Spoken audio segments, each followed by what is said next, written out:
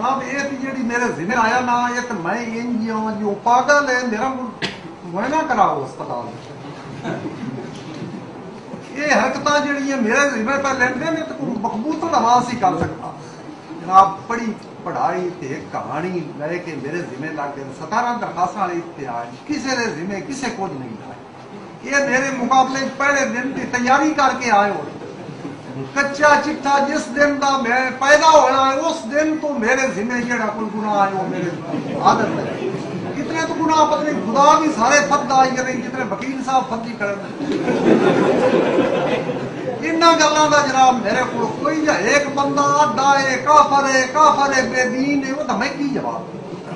हर बंदे का हक बनना शहरी का मेरे नाल लड़ोगे ना नहीं जनाब लड़न नहीं हर आदमी का बुनियादी हक ये किताब मेरे नाल मतलब दसो तो सही ना भी असेंबली जाके करना की करना ये जनाब मैं करना जो कुछ दूसरे मेंबर करते हैं वो मैं नहीं करना